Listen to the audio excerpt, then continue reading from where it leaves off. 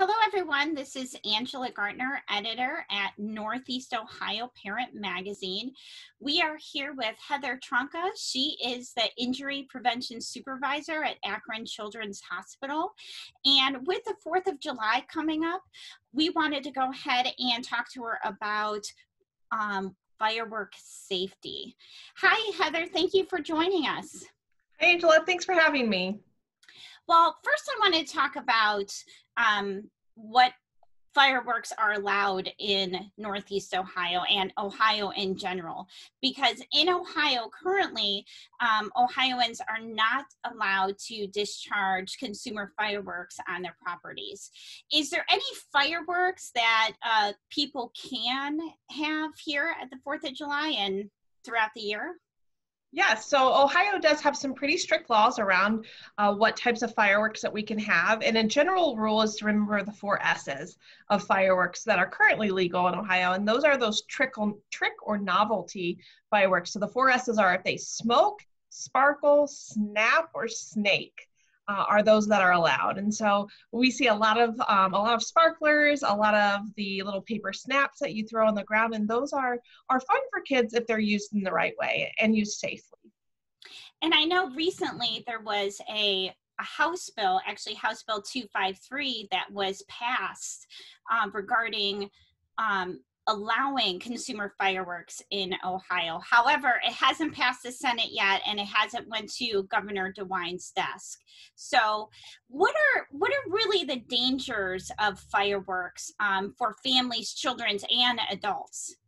So our typical line that we use is leave it to the pros. And there's a lot of that goes into that. Is consumer fireworks are inherently dangerous. They're dangerous for adults, but they're especially dangerous for kids.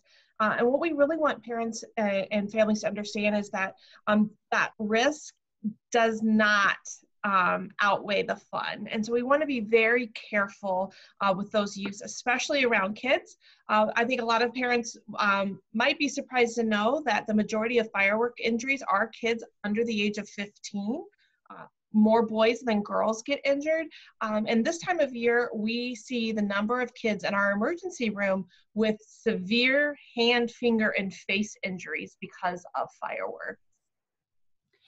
And so what are some family-friendly fireworks? I know that you talked about some of the ones that are allowed in Ohio, but what are some fireworks that families and parents don't even have to use an igniter or even anything that they can maybe still pop, but otherwise it's a safer version of to replace a firework? There are a lot of fun alternatives to sparklers. Sparklers, I'm sure we'll talk about this in a little bit, but sparklers burn between 1,200 to 2,000 degrees. Roughly the same temperature as a blowtorch. So what we typically say is if you wouldn't hand a blowtorch to your child, don't hand them a sparkler. So some fun alternatives to sparklers are glow sticks, silly string, confetti poppers, noise makers, all these fun things that don't involve fire, flame, or extreme temperatures in the thousands. And so tell us a little bit about sparklers a little bit more, as far as because, unfortunately, I mean, with the 4th of July, people, like, you're going to hear it in our neighborhood. So you're going to hear people doing fireworks. You're going to hear people, kids like waving sparklers around. What happens if, tell us a little bit more about how you can handle safely a sparkler if they decide to have a sparkler for kids after the age of 12.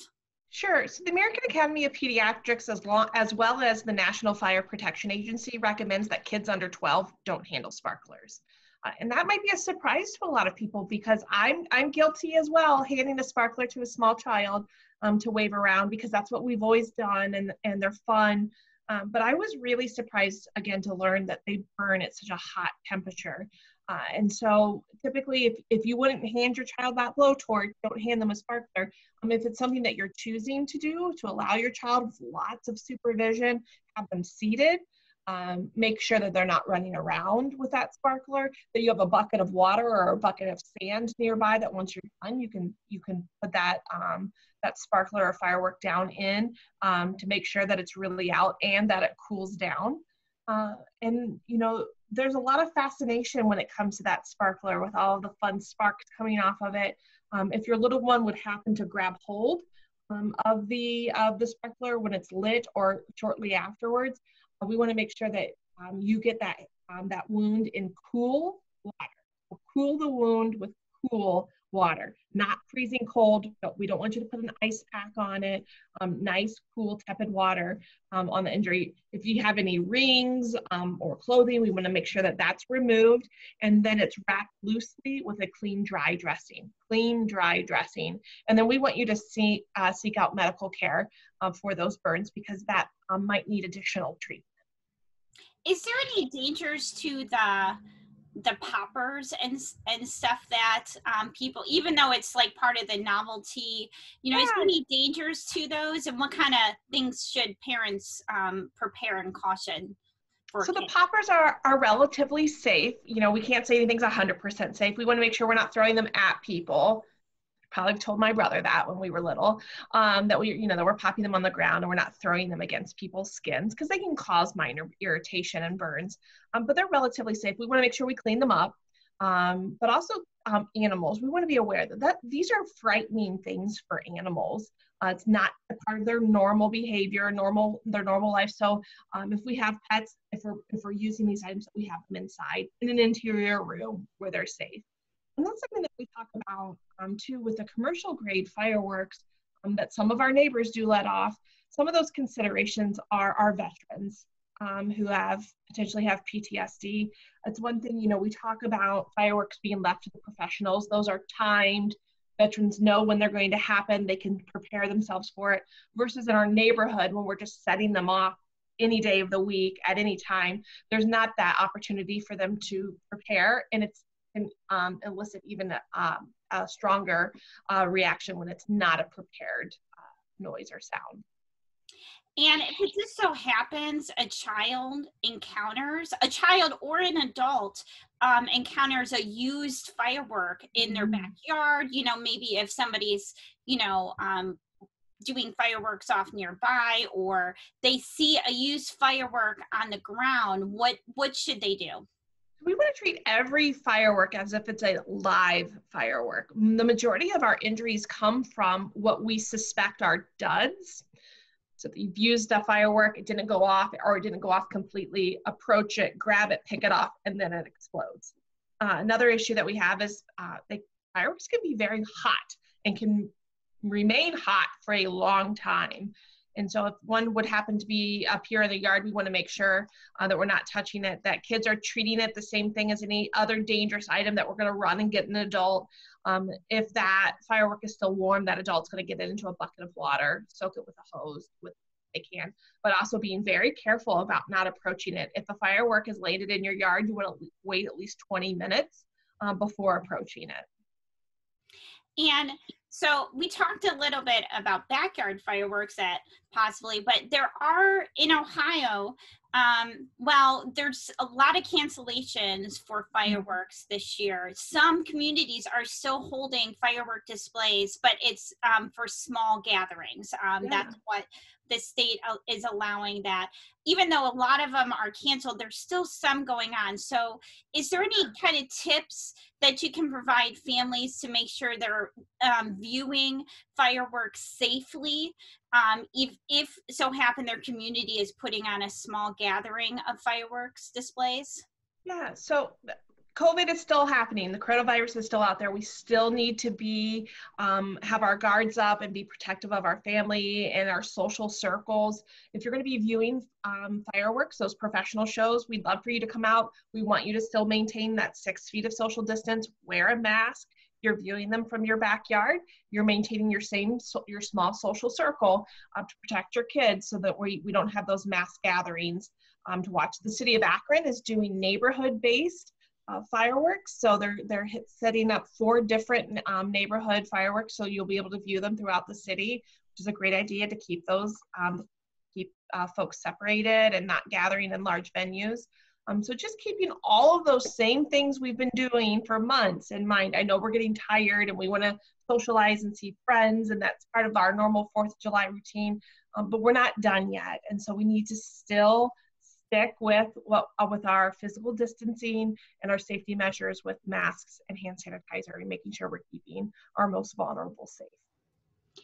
Is there anything that I haven't covered on fireworks that you wanted to make sure to let people know about?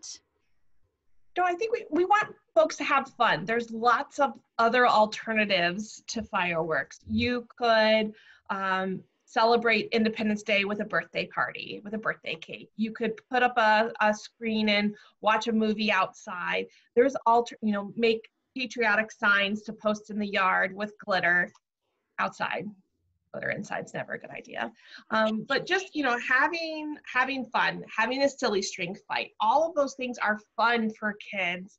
No matter, setting off fireworks is, a lot of nostalgia for a lot of us, but we can make new fun memories that keep us a lot safer.